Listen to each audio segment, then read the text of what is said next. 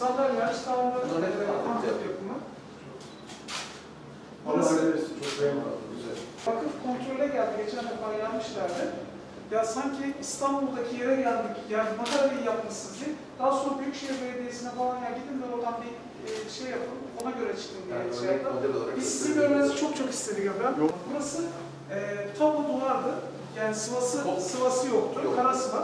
Şurası kapı, bu kapıyı da monte edecekler, döner kapı efendim. Orada eğitimlerini teorik aldıktan sonra burada da pratiğe dönmek adına bu tarafta şeyleri yapıyorlar.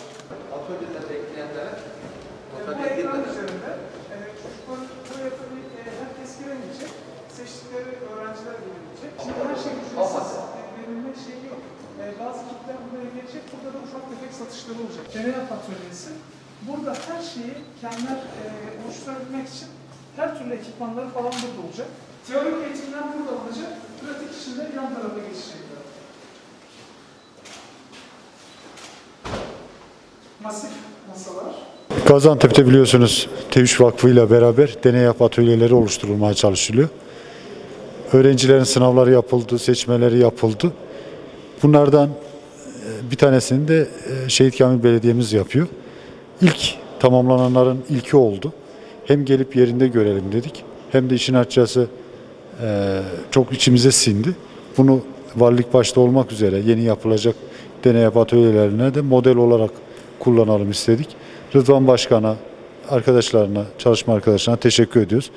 Buradaki hem öğrenciler için hem veliler için hem de bunu organize eden belediyemiz için keyif alınan güzel bir iş olmuş oldu.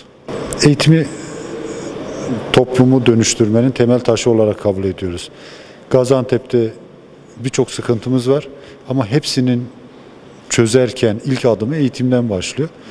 Bu da güzel eğitimle, kalifiye eğitimle, yeteneklerin ayrıştırılmasıyla oluyor. İnşallah el birliğimizle hem hayırseverlerimiz hem belediyelerimiz hem merkezi hükümetimiz el ele vererek Gaziantep'i diğer alanlarda olduğu gibi eğitimde de hak ettiği yere getireceğiz. Gaziantep'liler zeki insanlar. Fırsat verildiğinde çok güzel işler çıkartıyorlar. Şimdi bu atölyelerde 10 yaşında, 12 yaşındaki çocuklar inanıyorum ki 5 sene sonra, 10 sene sonra Türkiye'nin parmakla gösterilecek öğrencileri olacak, çocukları olacak. Hem TÜİK Vakfı'na hem Rıdvan Başkan'a teşekkür ediyoruz. Ben öncelikle Sayın Valimizin eğitime vermiş olduğu destekten dolayı yürekten teşekkür ediyorum. Tabii Gaziantep'te uyum içerisinde hizmet etmeye gayret gösteriyoruz. Sayın Valimizin deney atölyeleri ile ilgili böyle bir çalışmayı başlatınca Şehit Kamil Belediyesi olarak biz de hemen ilk anda bir tanesine alalım, bunu hayata geçirelim dedik.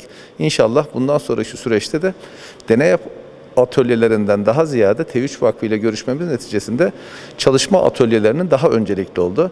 Çünkü deney atölyelerinde eğitimden önce bir sınava tabi tutuluyor. Belirli bir kategorideki çocuklar alınabiliyor. Ama diğer taraftaki atölyelerde tüm çocuklarımızın faydalanma imkanı olacak. İnşallah en kısa sürede Sayın Valimizle yeni yapacağımız bir kütüphane protokolünün alt katında da yeniden yeni bir atölye çalışmasını başlatacağız. Bunu yaparken de TÜİK Vakfı'ndan destek alarak yaptık. Çünkü bizim her şeyi bilmemiz mümkün değil. Bileni bilmek lazım. Türkiye'de de bu işi en iyi yapanlardan birisi TÜİK Vakfı. Amacımız şehrimizdeki çocuklarımızın daha nitelikli eğitim almasını sağlamak. Ben tüm ekip arkadaşlarıma ve Sayın Valime vermiş olduğu destek için teşekkür ediyorum.